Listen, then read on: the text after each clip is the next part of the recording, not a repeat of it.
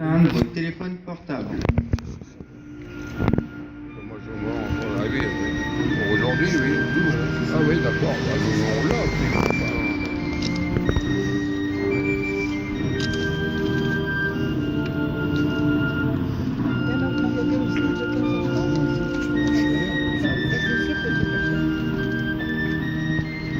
La chance, ça va être avec moi, on l'a vu. Et pas pour longtemps. Parce que le temps, il est très court.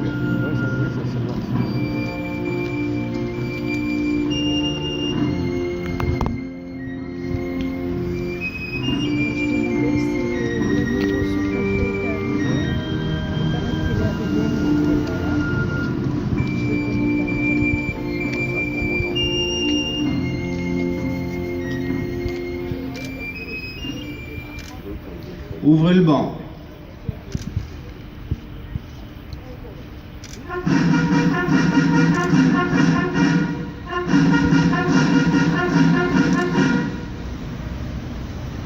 Lecture du texte des associations patriotiques par Monsieur Daniel Dujardin, président de l'Association des combattants prisonniers de guerre et combattants d'Algérie, de Tunisie et du Maroc.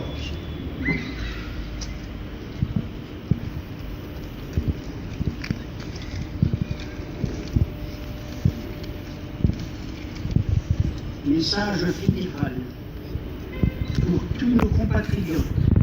L'année 2018 demeurera une référence mémorielle.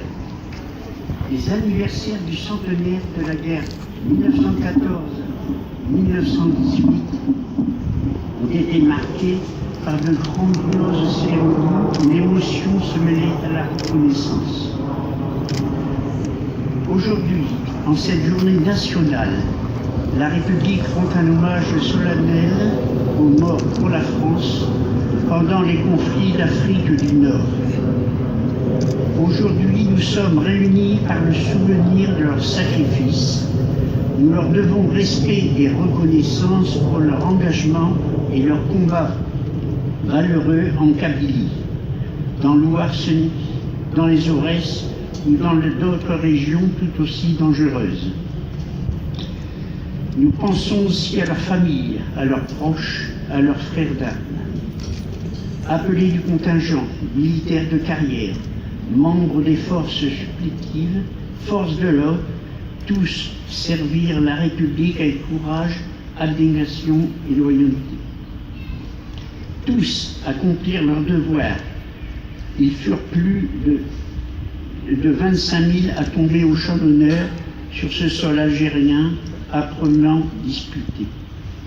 La violence du déracinement, la rudesse de l'intégration ont longtemps empêché cette blessure de l'histoire de se cicatriser. Notre conscience collective nous ordonne de jamais les oublier. Vive la paix, vive la République, vive la France.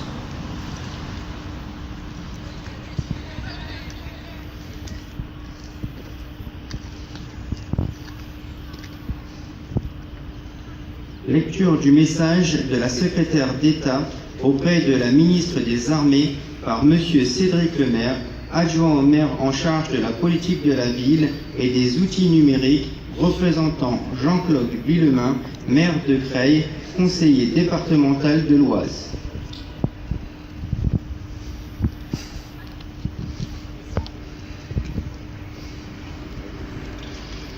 En cette journée nationale, nous nous rassemblons pour renouveler l'hommage de la nation aux morts pour la France, pendant la guerre d'Algérie et les combats du Maroc et de la Tunisie. Nous nous souvenons également des victimes civiles. Il y a 60 ans, la guerre d'Algérie entrait dans sa 4e année. Après les espaces frontaliers et les paysages accidentés des Aurès et de la Kabylie, elle avait gagné Alger. Un pas supplémentaire dans la violence était franchi. En 1958, cette guerre était à l'origine de la chute d'une république et de l'avènement d'une nouvelle. Il y a 60 ans, des soldats de métier, des centaines de milliers de jeunes hommes appelés ou rappelés sous les drapeaux et les membres des forces supplétives combattaient pour la France. Alors que la conscription battait son plein, Toute une génération d'appelés a eu 20 ans dans les Aurès. Elle y a découvert le visage de la guerre d'Algérie, une guerre âpre et éprouvante, violente, brutale, une guerre qui marque pour la vie. Tant de soldats combattants, tant de familles concernées, tant de conséquences sur notre histoire. Ainsi, c'est la société tout entière qui a été impliquée dans ce conflit de décolonisation. De 1952 à 1962, en Algérie, au Maroc et en Tunisie, près de 2 millions d'hommes ont servi nos armes. 70 000 ont été blessés. 25 000 sont tombés pour la France. Ces hommes ont combattu avec courage et dévouement pour nos couleurs. Aujourd'hui, ils reposent dans la mémoire nationale de la France qui les honore. Nous n'oublions pas les souffrances des civils, victimes de la guerre ou fauchés par un attentat. Nous pensons à toutes les femmes et à tous les hommes dont le destin a été bouleversé par ces combats. Nous pensons aux Français rapatriés qui ont abandonné une terre qu'ils aimaient tant et qui ont souffert de ce déracinement. Nous pensons également aux harkis qui ont été contraints de quitter leur terre natale et qui ont été accueillis dans des conditions indignes en France. Nous pensons aux disparus, à ces hommes et à ces femmes, civils et militaires, dont la trace a été perdue. Les armes se sont tues depuis 56 ans. Progressivement, l'histoire s'empare de cette période dont la mémoire demeure aujourd'hui encore vive et plurielle. Afin que les jeunes générations aient une juste compréhension de ce conflit, il est nécessaire d'assurer par l'éducation la transmission de la connaissance et de ses mémoires. Pour cela, nous ne devons pas oublier les femmes et les hommes qui ont participé ou qui ont subi ces conflits et ces combats. C'est le sens de cette journée nationale.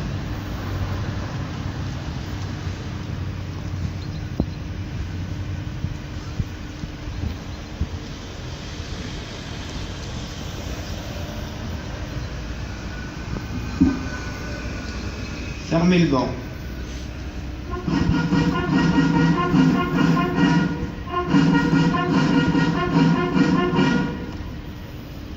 Dépôt de gerbe, Monsieur Cédric Lemaire, adjoint au maire représentant Jean-Claude Villemain, maire de Creil, conseiller départemental de l'Oise. Du commissaire de police Pierrick Boulet, représentant le commissaire central du commandant de Castelbajac, représentant le colonel Bruno Cunat, commandant la base de défense de Creil. Madame Dominique Lavalette, conseillère départementale de l'Oise.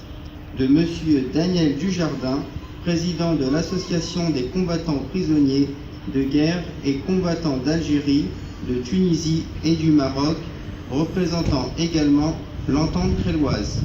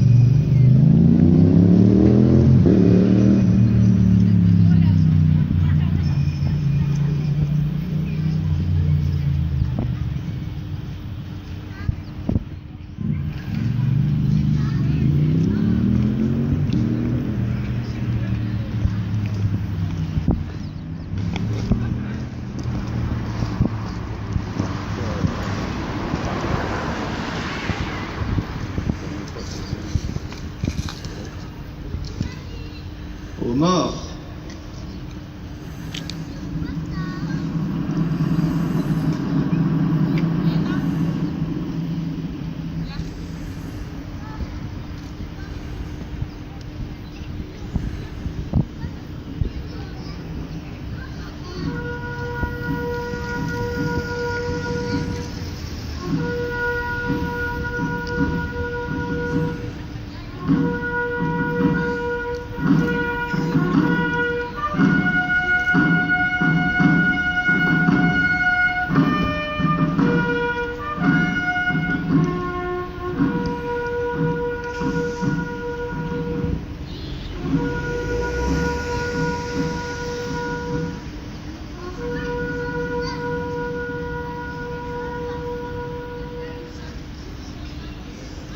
Mesdames, Messieurs, veuillez observer une minute de silence à la mémoire de nos morts.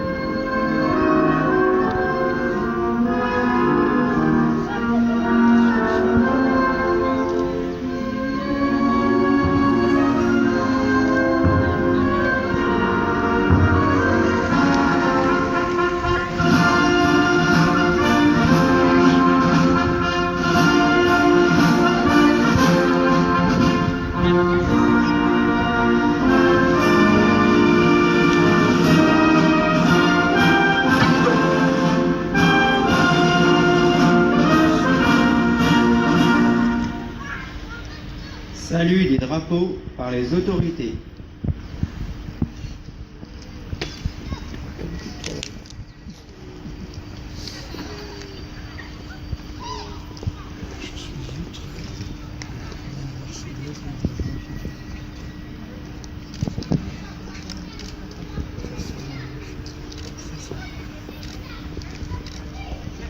Le maire, Présence.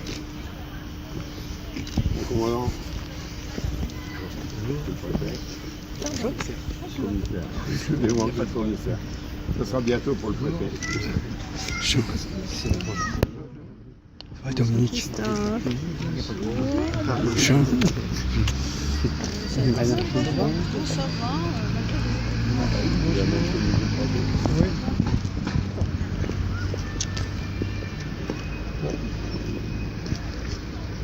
Mesdames, Messieurs, Monsieur Cédric Lemaire, adjoint au maire, vous remercie de votre présence.